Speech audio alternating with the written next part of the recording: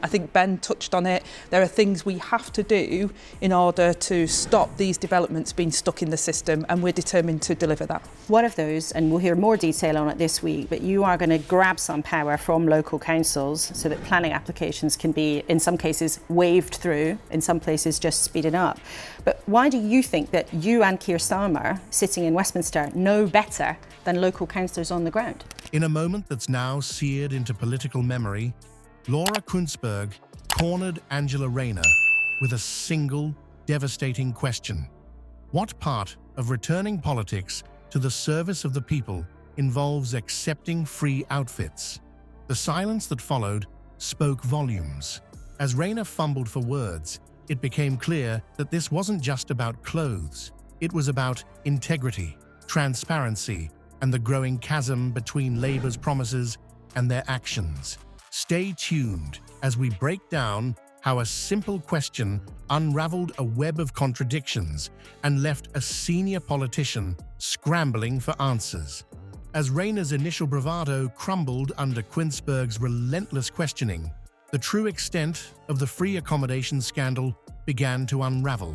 Rayner's attempt to brush off the issue as a simple favor from a friend quickly backfired. "I paid for my holiday in New York, but as friends do, a friend allowed me to stay," she claimed, her voice tinged with a hint of desperation.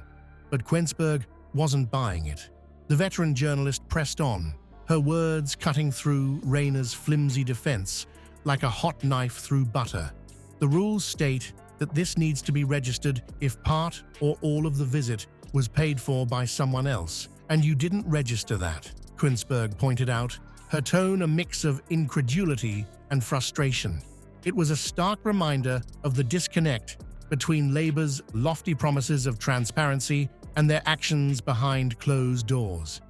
As the interview progressed, Rayner's responses became increasingly incoherent. Keir Starmer last week as Prime Minister was very clear and levelling with the public. We said we'd build these homes. It's going to take us a lot of change to deliver that. And one of those, and we'll hear more detail on it this week, but you are going to grab some power from local councils so that planning applications can be, in some cases, waved through, in some places just speeded up. Her attempts to justify her actions only served to dig her deeper into a hole of her own making.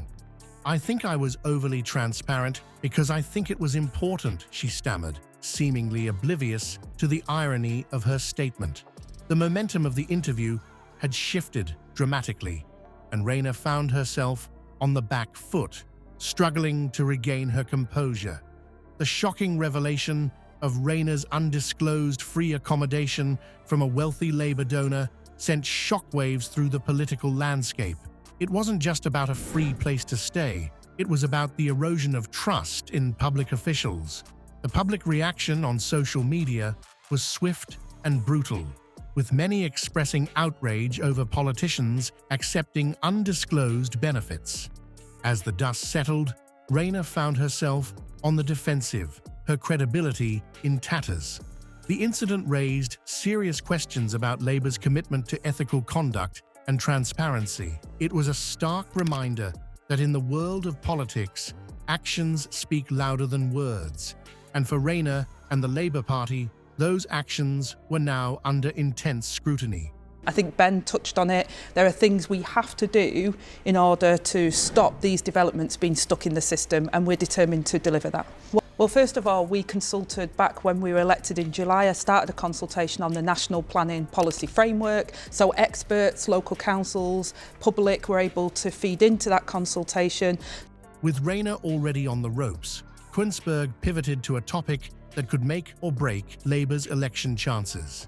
How does the party plan to build 1.5 million homes while simultaneously welcoming 2.5 million immigrants? The answer might surprise you or leave you questioning everything Labour stands for. Kuenssberg wasted no time in targeting Labour's ambitious housing plans. She outlined the party's promise to build 1.5 million homes by 2029, a figure that sounds impressive on paper. But as with many political promises, the devil is in the details. The veteran journalist then dropped a bombshell: the projected influx of 2.5 million immigrants during the same period. This revelation casts serious doubt on the feasibility of Labour's housing plan. How could they possibly accommodate both new builds and an unprecedented wave of newcomers? Rayner's response was a masterclass in political doublespeak. She claimed that Labour's housing policy would solve the crisis, yet failed to address the glaring discrepancy in numbers. Her contradictory statements about housing availability only served to muddy the waters further. Kuenssberg, sensing blood in the water, pressed on. She highlighted the logistical challenges that Labour seemed to have conveniently ignored. Land acquisition, planning permissions, and infrastructure needs, all crucial elements of any large-scale housing project, were conspicuously absent from Rayner's explanations. The interview then took a turn towards the potential impact on local communities and the environment.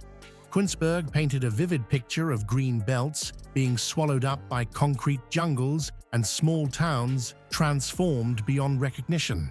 Rayner's weak justifications exposed Labour's disconnect from public concerns about overdevelopment and loss of community character.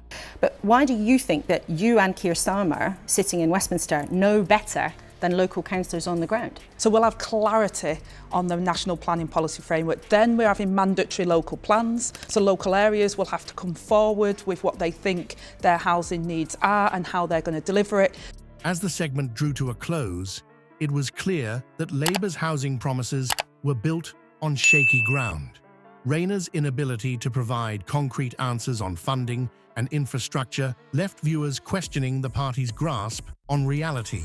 The grand vision of 1.5 million new homes began to look more like a political pipe dream than an achievable goal. In the end, Kuenssberg's relentless questioning had exposed the cracks in Labour's facade. What started as a bold promise to solve the housing crisis had unraveled into a tangle of contradictions and unanswered questions. For many viewers, this exchange cast serious doubts on Labour's ability to deliver on its promises and manage the complex challenges facing modern Britain. As the dust settles on this explosive interview, we're left with a Labour Party in disarray, struggling to maintain its credibility. Kuenssberg's relentless questioning exposed deep cracks in Labour's facade, revealing a troubling disconnect between their lofty promises and the harsh realities of governance. From free accommodation scandals to unrealistic housing policies, Rayner's fumbling responses painted a picture of a party out of touch with public concerns. But this exchange wasn't just about Labour's failings. It was a masterclass in the power of journalism to hold our leaders accountable. Kuenssberg's razor-sharp inquiries cut through the political spin, forcing Rayner to confront uncomfortable truths. In an era where only 18% of the public believe politicians are honest, this kind of rigorous scrutiny is more crucial than ever. As we look towards the upcoming election, voters must grapple with the implications of this interview. Can Labour be trusted to deliver on its promises, or will their grand visions crumble under the weight of scrutiny? One thing's certain: the British public deserves more than empty rhetoric and evasive answers. They deserve leaders who can stand up to tough questions and provide real solutions to the challenges facing the nation.